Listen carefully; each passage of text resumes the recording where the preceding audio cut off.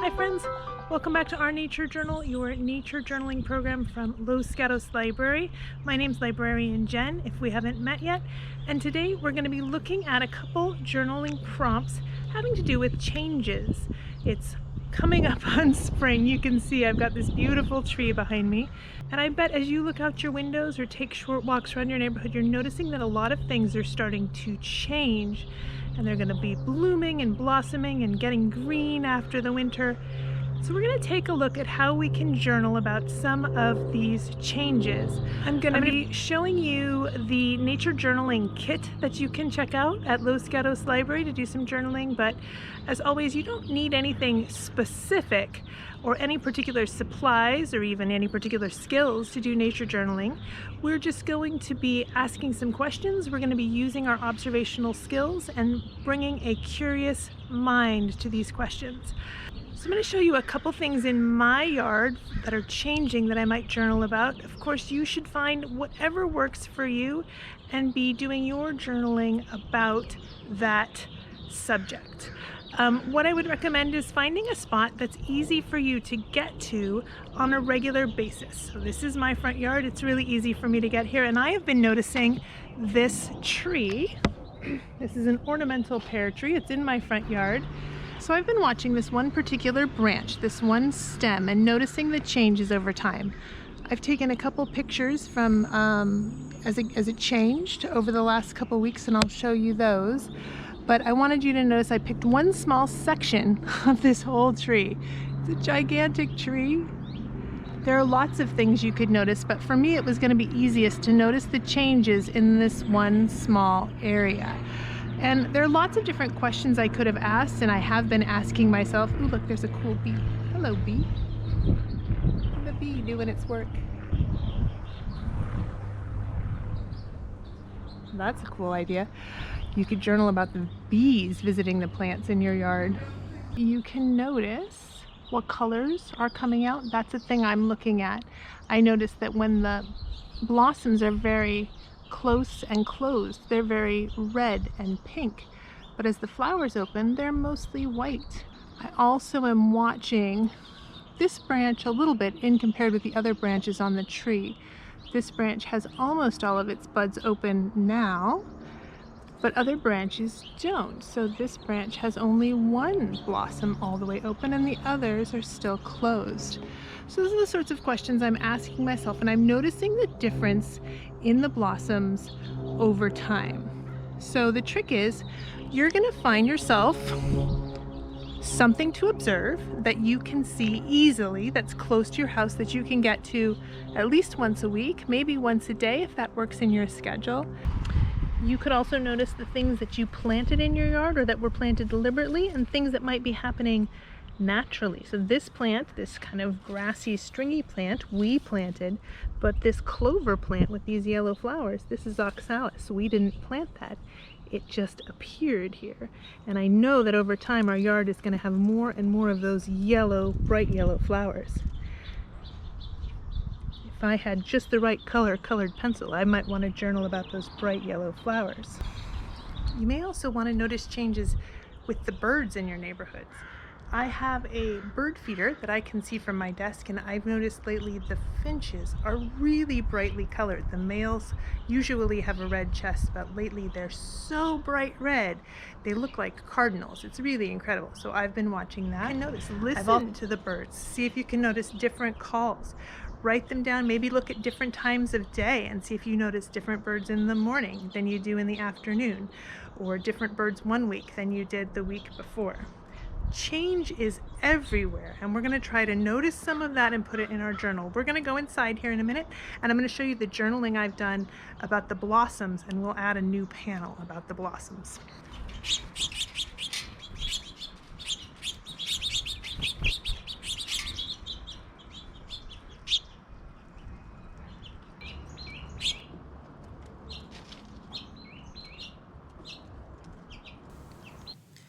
So here's a look at the Nature Journal art kit that you can check out from the Los Gatos Library.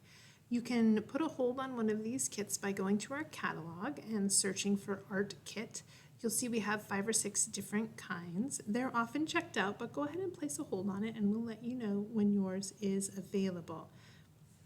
You don't need an art kit to do nature journaling. You can certainly find many of these things at home, or you can journal with whatever you have, as we always say.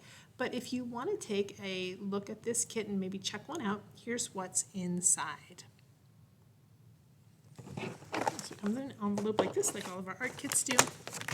This page on top tells you what's in the kit that needs to come back when you return it, and which pieces you can keep at home. And this is to make one of these journals like I'm journaling in, a paper bag journal, all right? So this is what's in here to do some journaling. So inside it comes with a paper bag that you can use. You can follow the directions and cut this bag up and turn it into a journal. It has some plain white pieces of paper which you can glue down to get you some white pages in your brown journal if you'd like to. It comes with 1 white gel pen to write on that paper, on those paper bag pages, and 1 white charcoal pencil. It's got a couple rubber bands because these are going to hold your journal together. You've got some colored pencils in here. You've got a ruler to do some scientific measurements. And then you've got some instructions on how to watch a flower bloom. That's the one we're doing today, or how to keep a moon journal. And this side tells you how to turn your paper bag into a journal of your family. So, all right, so there's our art kit. Definitely take a look at some of the other art kits as well. They're super fun and a great way to get you started on all kinds of interesting projects. Okay, so you've been outside, you've chosen your spot, you've studied your subject, and you have some questions that you want to explore. Now we're going to take those questions and those ideas and we're going to get them into our nature journal. Okay, one thing I want you to notice about my nature journal is how messy it is. And I had thoughts that I was going to remake this journal and start again and tidy everything up. But I left it this way because I 100% want to celebrate the organic / messy nature of this nature journal. So I used a grocery bag that happened to have a radish on the front to make my nature journal. So I was testing out my white pens and I labeled that as a radish. And I'm also doing some observations, noticing the changes in the moon. So I was drawing some moon sketches there. But you can see this is unfinished and it's very raw and organic. So we'll just flip through here. The beginning of my moon observations. We're going to come back to that. That'll probably be a whole other journal entry. And these pages I think I'm going to glue together or put some white paper on. But here's what we have so far for our blossoms. And yeah, just take it in. There's a lot happening there and none of it is neat or tidy. And we're excited about that. Just line that up better. Okay, so I've titled this page Watching the Blossoms, and you can see I've got 4 sections here. You see I've got a line down the center, so this is a line down the middle of this page, and there's a line down the middle of that page. And this was my first drawing of the blossom, and I dated it January 22nd. That was when I started watching the blossoms. And here is the picture that I took of the blossoms on that day. And what I really noticed on that particular day was that most of the blossoms were closed and only this center one was even sort of starting to open. And all of the other blossoms were a pink color, and the smaller they were, the darker the pink was. And this blossom that was beginning to open was the lightest. It was the most white. I drew in some leaves. You remember I didn't put in any of the leaves from the other plant. I have just this one blossom. The leaves have that red color on the edges, and the stems of the leaves are red, and I was experimenting a little bit with the white pencil to see how I could use it to kind of indicate those shiny parts on the leaves. This is a very new, fresh leaf, so I was working a little bit with that pencil. So yeah, you can see I've asked the questions, or I've pointed out that the leaves have red edges, and each leaf stem is red, while it looked to me like the blossom stems were green. That caught my attention. And the opening blossoms were the most white. So this is my first drawing. And then I came over here on January 27th. So that's 5 days later. And I have the same one again. And I was counting the flowers in the cluster, and I noticed there were 11 flowers on the cluster, and I went out and said, I asked myself a question, are there really 11 flowers on each cluster? So when I went out the next day, sorry, let me line that up better. When I went out the next day, I was counting, they're counting the flowers on the cluster. There are not 11 flowers on each cluster, but there are between about 9 and 12 on each cluster. I was thinking that would be pretty astonishing. And here I've got the same flowers happening, and the larger flowers here are getting more open. They're getting to be a lighter color, and the center flower was starting to show some petals. And that was my attempt to represent that. But you can see I did not spend a lot of time trying to get those petals just right. I do have the leaves have a more distinct red color on them, and they're starting to really the red is getting darker on the veins and on the edges. And here I noticed today that some of the stems holding up the blossoms were now red. So as I get ready to draw my next observation here, the questions I'm asking myself are, how do the colors change from red to white on blossoms and from red to green on the leaves? And does that help the plant any? What's going on there? And so I'm going to continue to watch for that as I go through.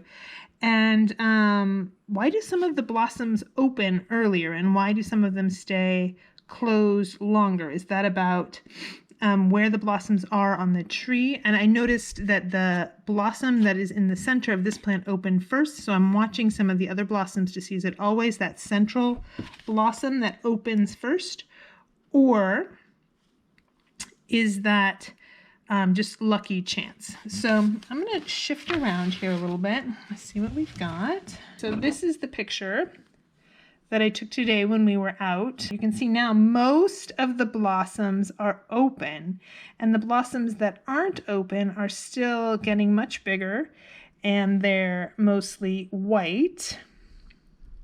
So there's definitely been a change in this cluster from this phase to this phase. And so I want to record that as best I can.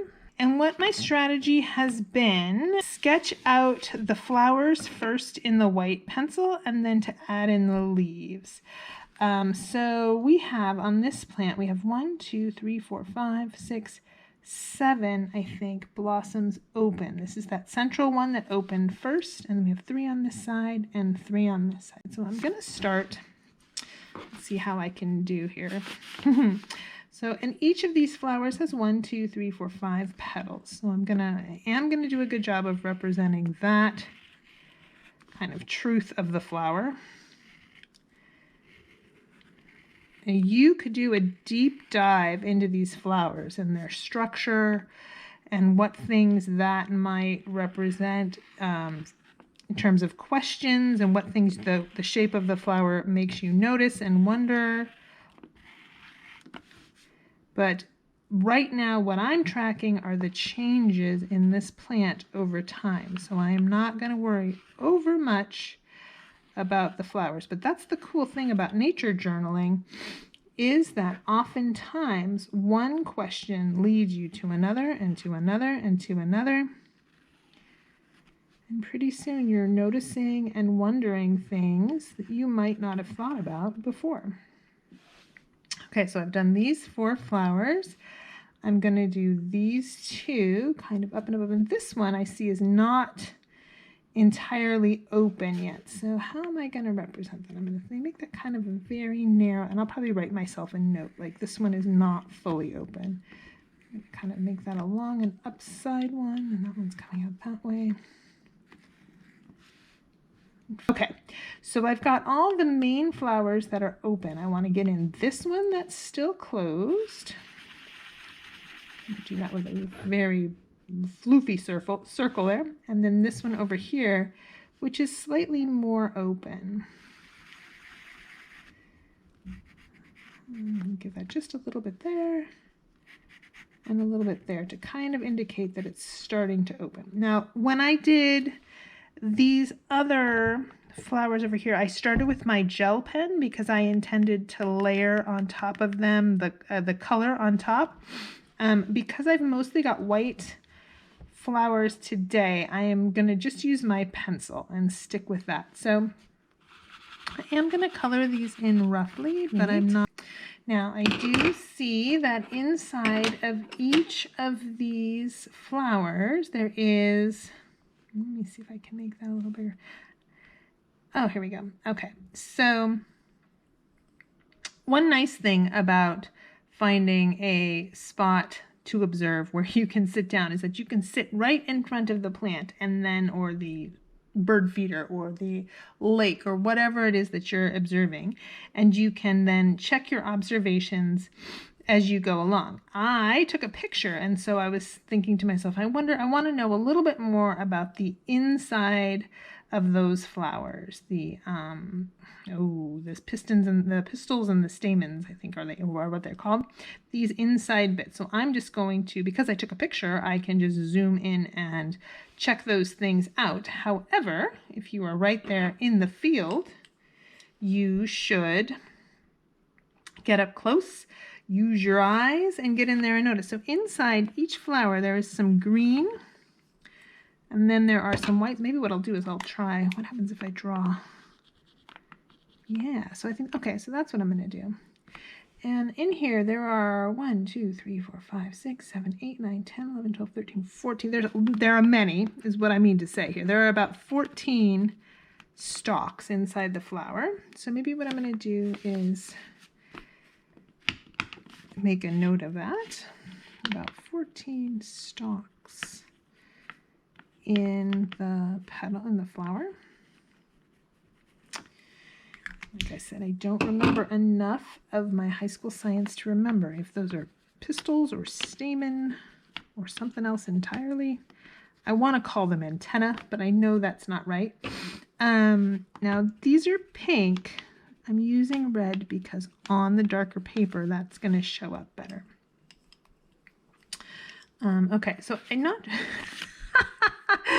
going to zoom back out there on my drawing. I'm going to zoom back out over here, and I'm going to just take a quick look at some of the others and see if they are all sort of about the same, or if there's anything else happening in these other flowers that might be worth noticing. So here in this one that is not quite open, it looks as though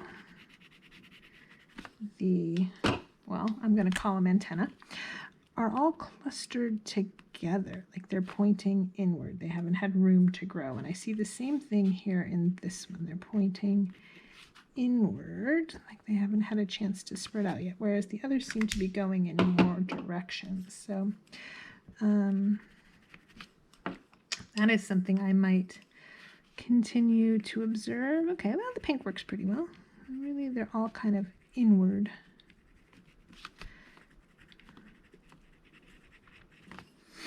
And so I might give myself a note about that.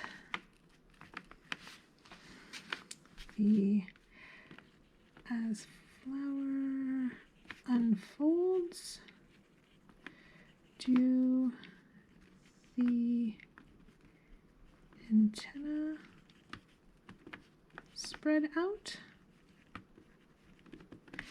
And I'm going to make a note. Look up name of antenna.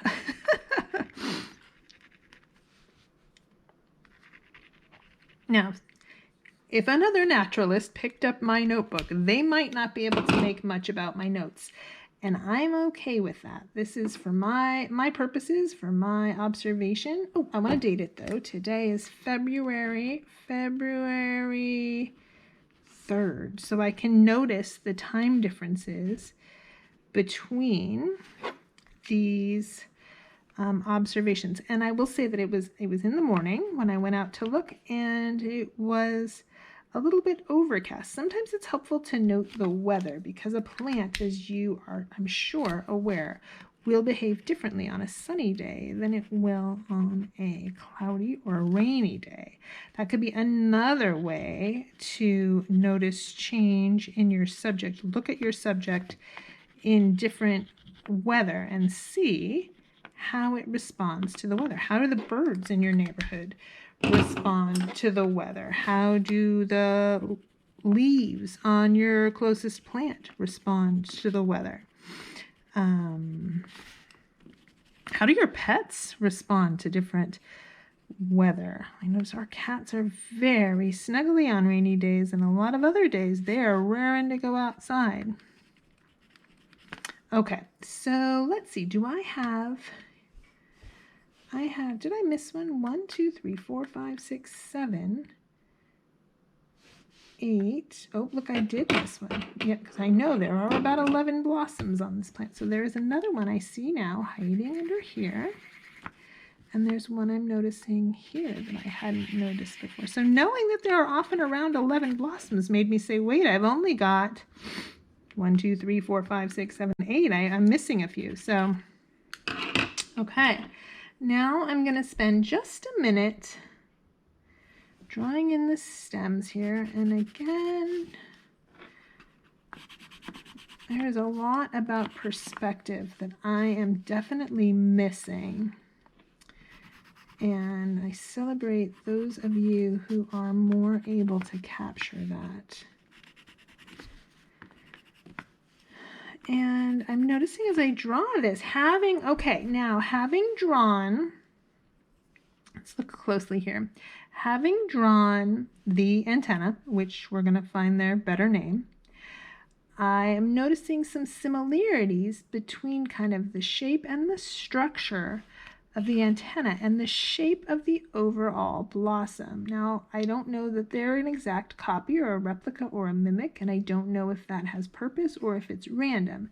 I am, however, noticing it, so we're going to jot it down. Shape of overall cluster similar to shape of antenna cluster. And because in the last two versions of my drawing, none of the flowers had opened up enough that I could see the antenna, that wasn't super apparent to me, but I have got it written down now, and I'm going to continue to watch it over the next couple days and weeks. Okay, so I'm going to add in just a few leaves here. This leaf here, and in fact, I'd like to draw the leaves with the red because they are edged in red, and I'm not gonna worry too much about the shape of the leaf because that's not a question I am asking myself right now. I am noticing that the vein in the middle is red. It doesn't go all the way to the tip in red, so I can make use of this eraser a little bit, take some of that out. And then over here we have a leaf that kind of is coming off this way and goes behind all of these plants, all of these blossoms. And it has a curving red central vein. And then there is one more over here that is scooping up behind this blossom. Excuse me, words, I'm coming into your zone. Great. And then I'm going to use this white one a little bit to kind of capture that shiny highlight that was right there. And here on this leaf, the highlight is right there. And on this leaf, the highlight is right in here, but it's going to get kind of mixed up in the plant. So now I'm going to color in the leaf with the green.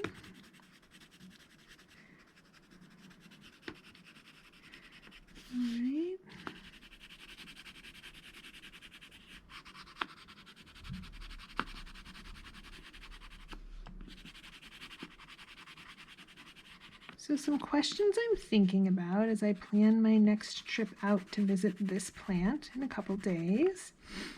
I'm thinking about, I'm going to continue to kind of notice, and in fact, I think what I'm going to do is I'm going to give myself this space for notes, and then I will continue drawing on another page, because I may have even more, may have more than one more drawing. So some questions I have in my head at this moment are noticing the insides of the blossoms and comparing the shape of the cluster. I'm also wondering how long will the tree have clusters with blossoms that aren't open?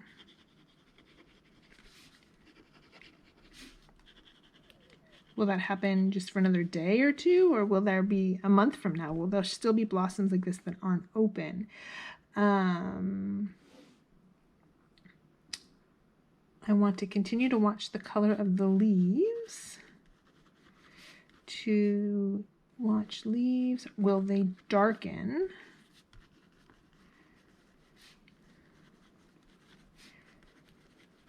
And if so, like with a pattern to a pattern. All right, now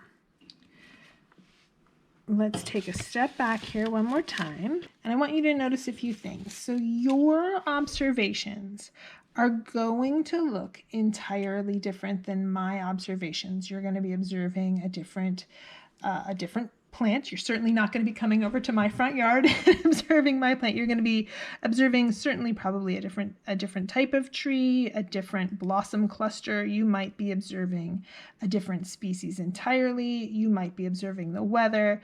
So your observations are going to be entirely different than my observations. You may be using a Los Gatos Library journaling kit, so you may be journaling on a brown paper bag nature journal with some white gel pens and pencils and colored pencils. You may be working in your own nature journal. You may be doing watercolors. You may be doing entirely pencil sketches.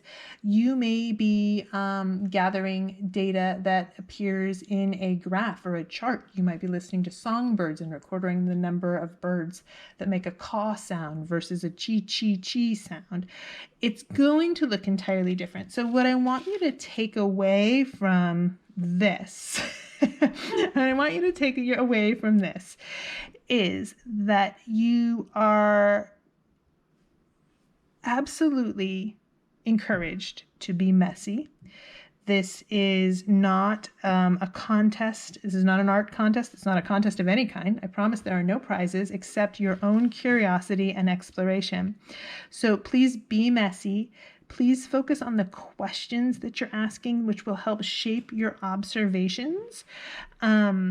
Please enjoy watching the same subject over a series of days so that you can observe change. Now, if you're coming to this video later and it's not early spring, you're still going to be able to track changes. If it's fall, you're going to be able to watch this process in reverse.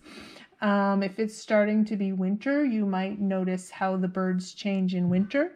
You might notice how the critters that come to your yard change as the seasons change. You might track the temperature. Like I said, we've got a whole project going on, and we'll do another video on watching the moon and watching how those shapes change. So it's not about how the finished product looks.